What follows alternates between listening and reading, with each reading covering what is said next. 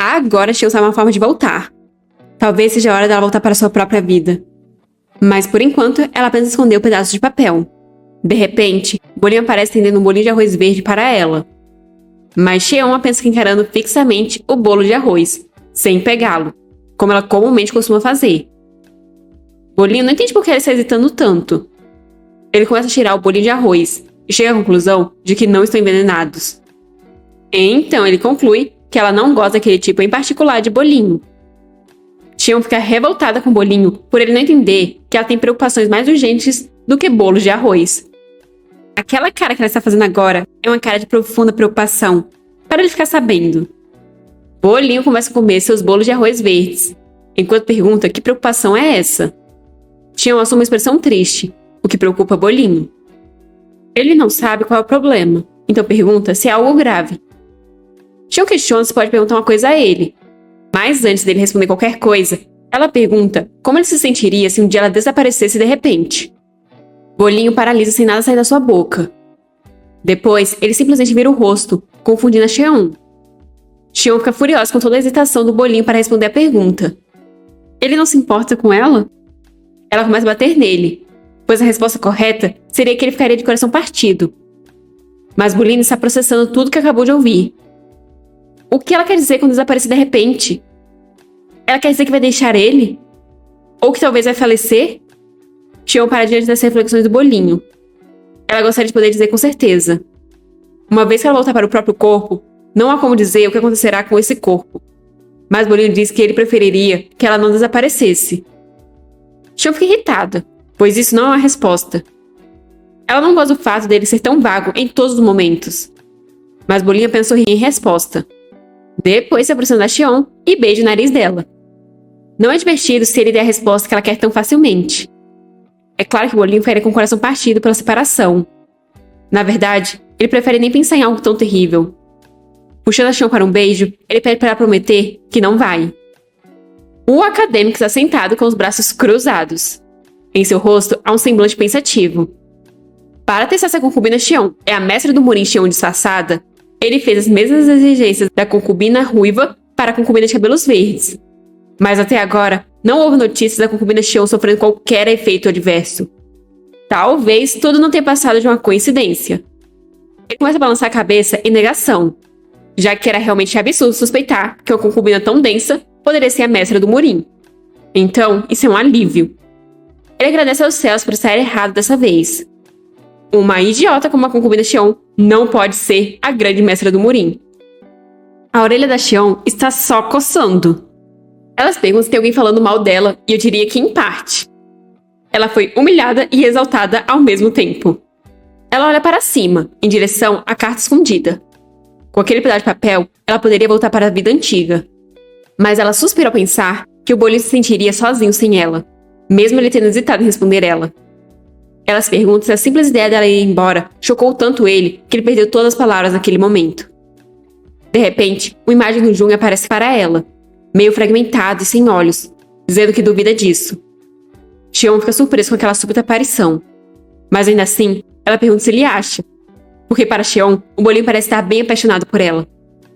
A versão distorcida do Jung diz que talvez o Bolinho esteja, mas o Imperador é outra história.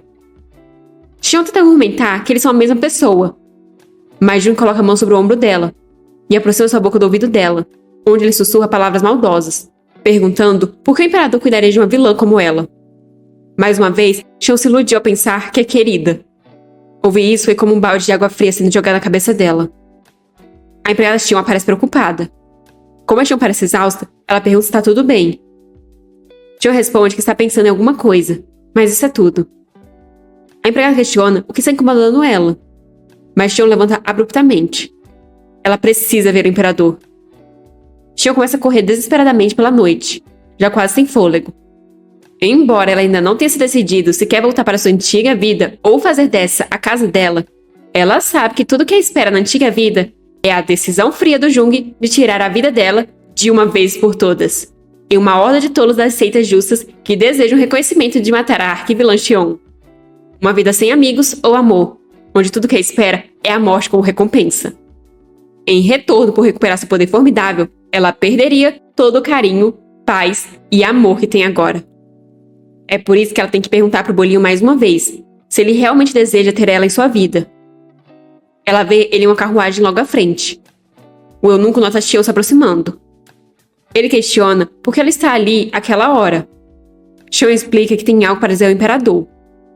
Nervoso, o eunuco diz que ela terá que esperar até amanhã, pois o imperador está indo visitar a imperatriz.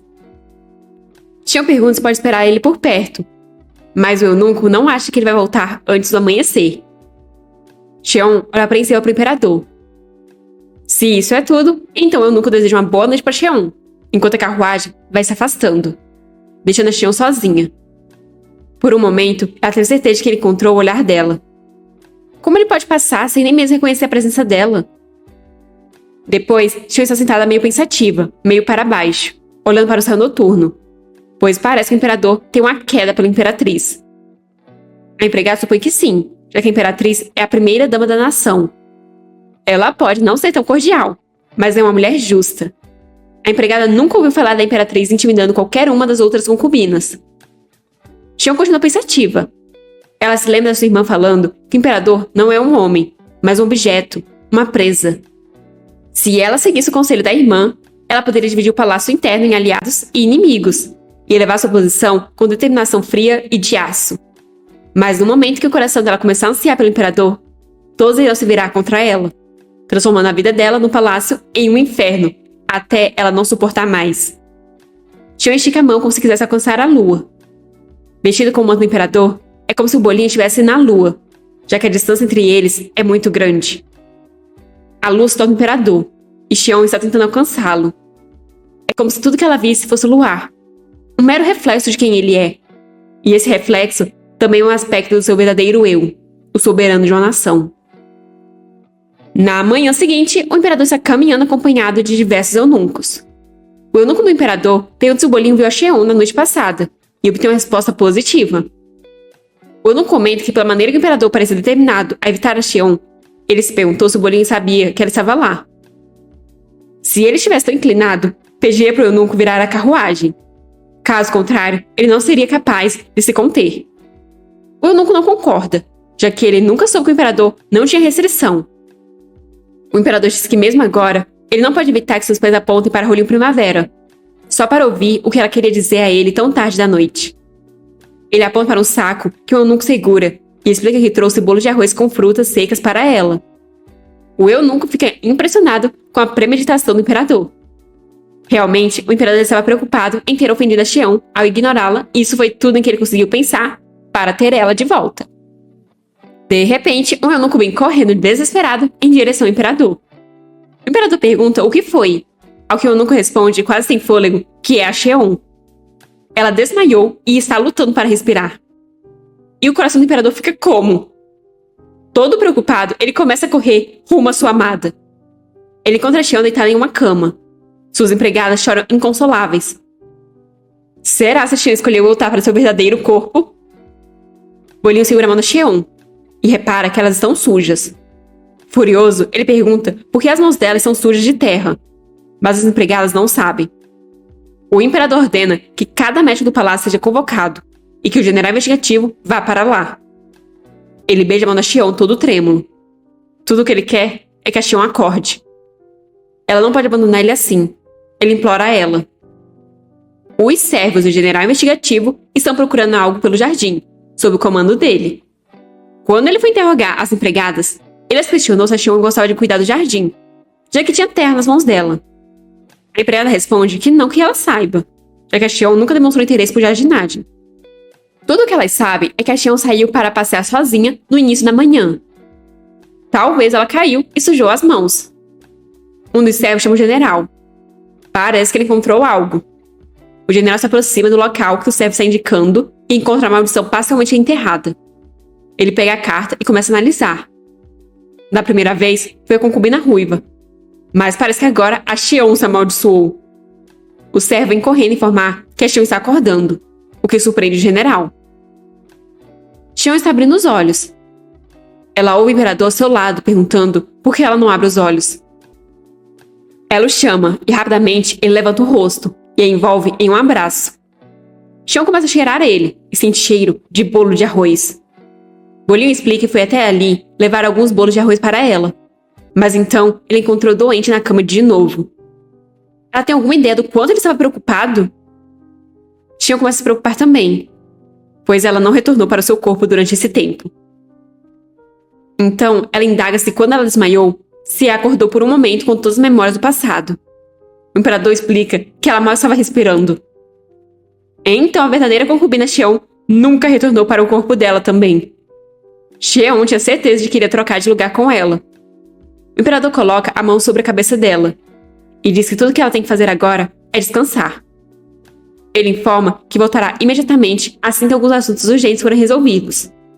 Ele promete não sair do lado dela novamente. Então o imperador se encontra com o general investigativo e questiona se ele descobriu algo suspeito. O general diz que teve outra tentativa maliciosa de amaldiçoar a Xion. O imperador deve se lembrar que a concubina ruiva enterrou um pedaço de papel com um feitiço e uma mecha de cabelo. Então o imperador deve estar interessado em saber que outro pedaço de papel foi encontrado perto do quarto da Xion. No entanto, nenhuma mecha de cabelo foi encontrada dessa vez. O imperador questiona se o general acha que a concubina ruiva é a culpada novamente. Mas o general nega. A julgar pelo solo identificado nas mãos da Xion, parece que ela mesma enterrou o feitiço dessa vez. O imperador fica sem entender por que a Xion faria isso.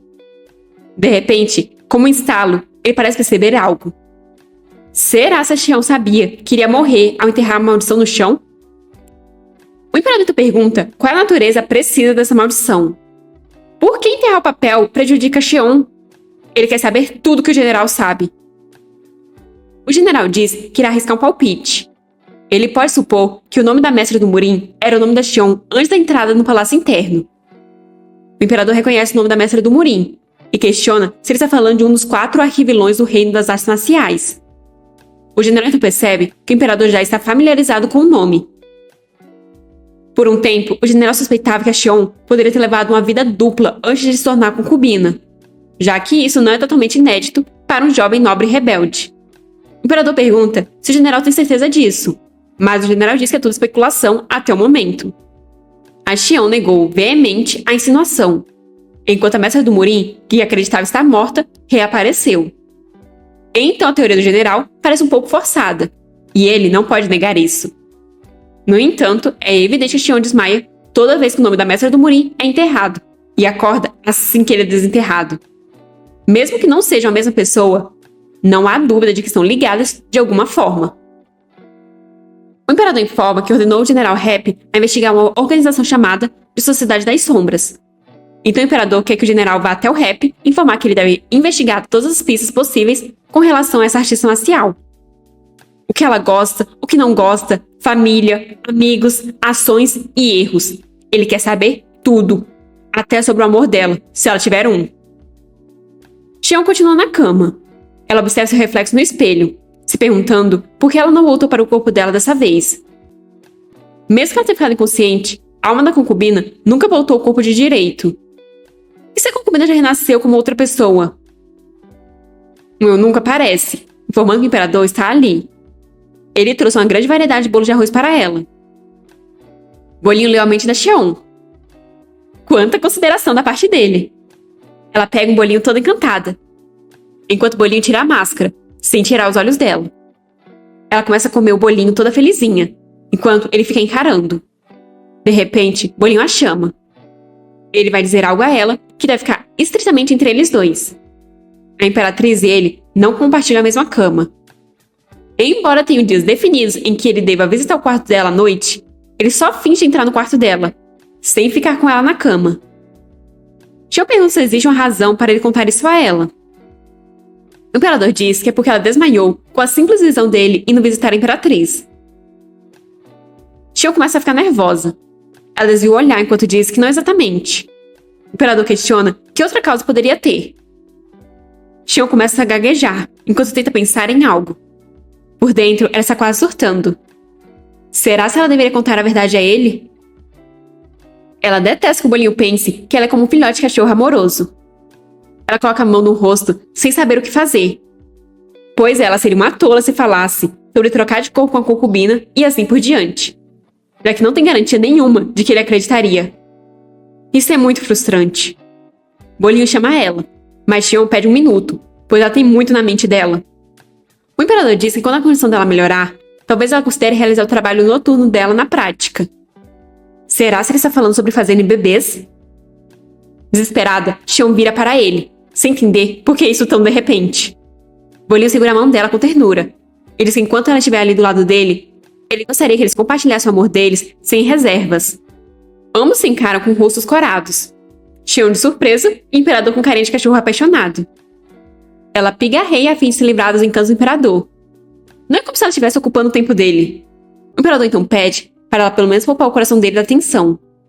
Xion está desmaiando e sangrando, então acorda perfeitamente bem sempre que ele liga. Xion pergunta irritada se ele prefere que ela nunca acorde. Bolinho fica atordoado com a pergunta, pois ela fica sempre insistindo em torcer as boas intenções dele. Mas graças às boas intenções dele, ela acabou na cama doente. Sim, ele está certo. Foi tudo culpa dele. Então Xion admitiu que foi tudo culpa dele que ela desmaiou. Mas isso não é importante.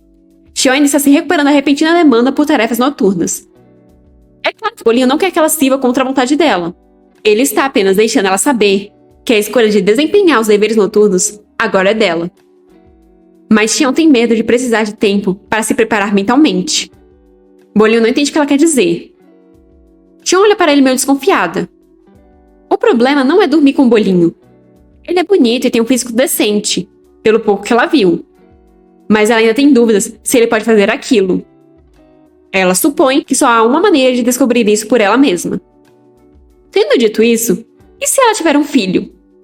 Mesmo que ela esteja ligada a esse corpo para sempre, ela não tem intenção de abandonar sua vingança contra o Jung.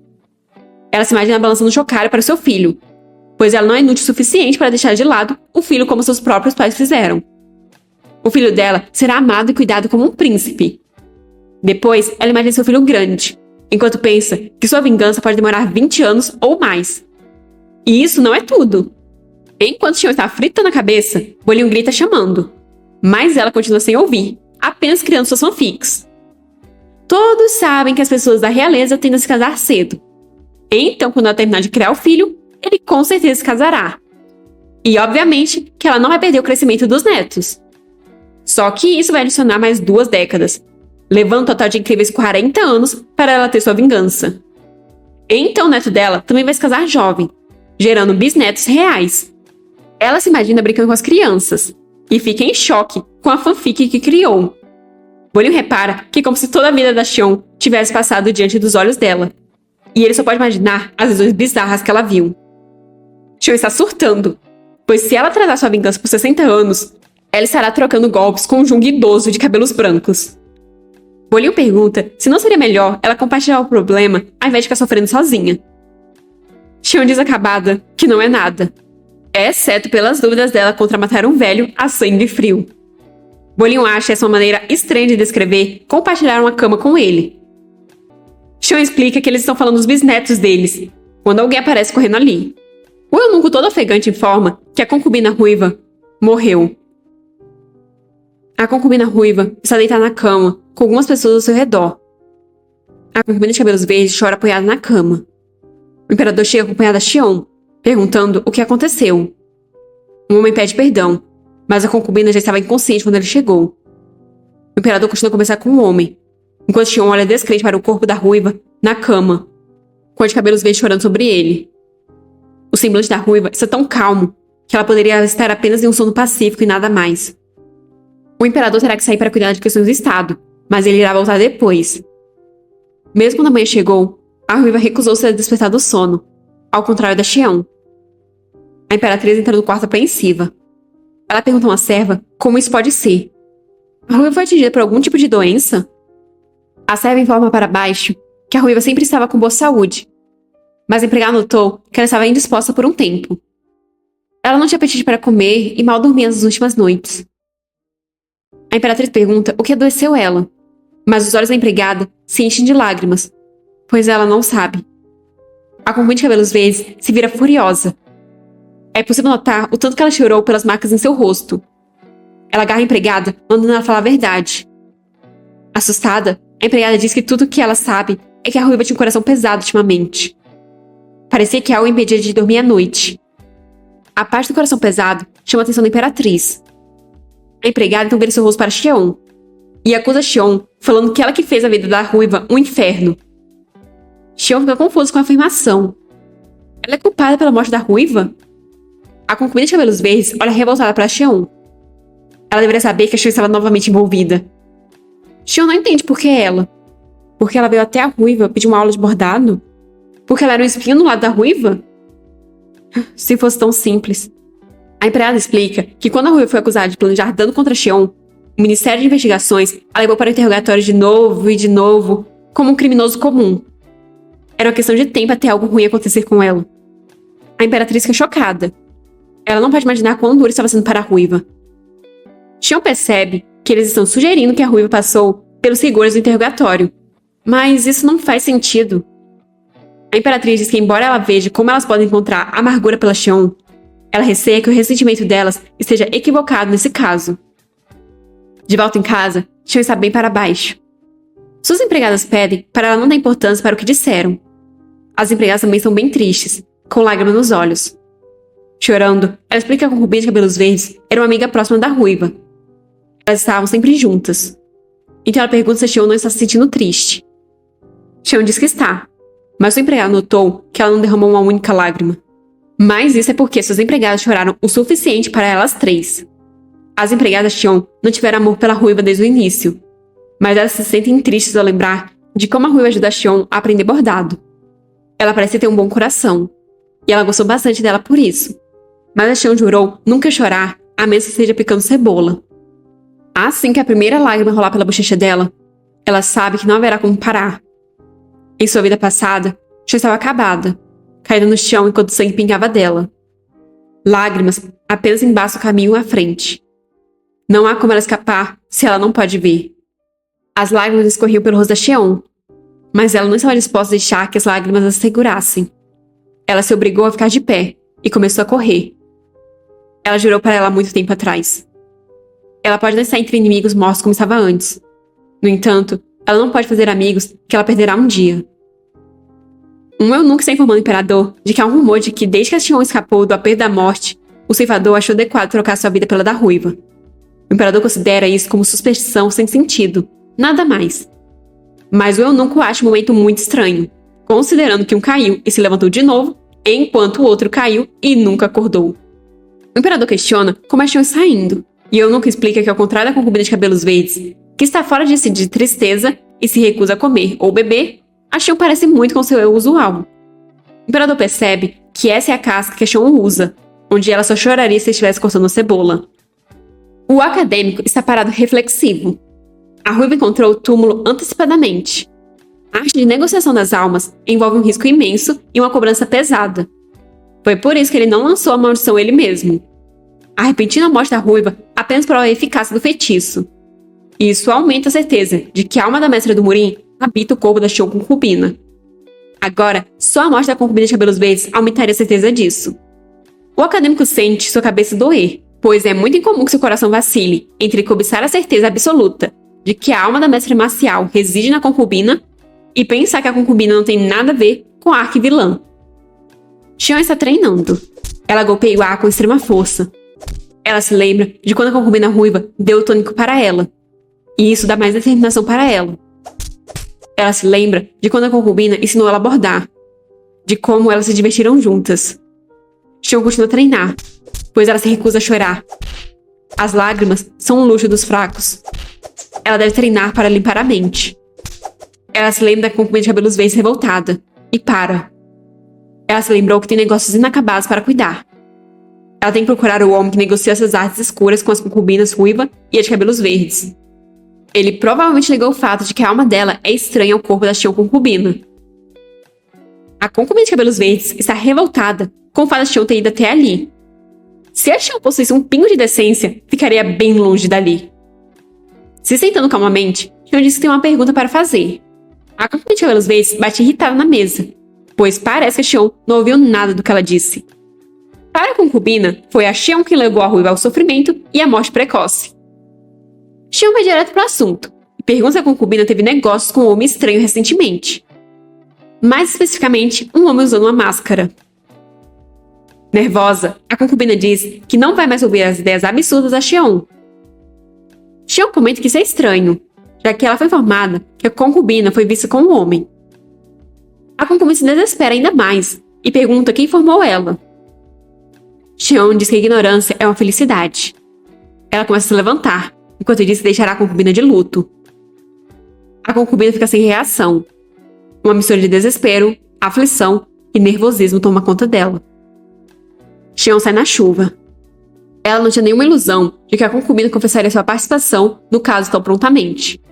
Por isso, ela falou propositalmente de uma forma que seria um insulto para os ouvidos dela em luto.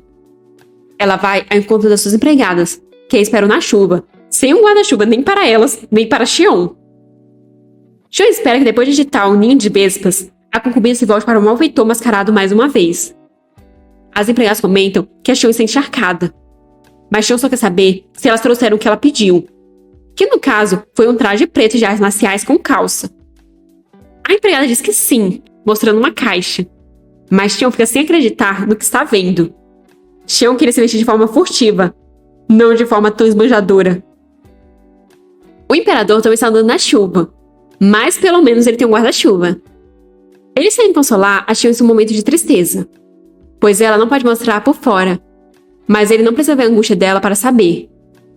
De repente, ele nota um forte brilho vindo do telhado, como um farol. Mas, na verdade, é só Xion correndo pelos telhados, com sua roupa super chamativa.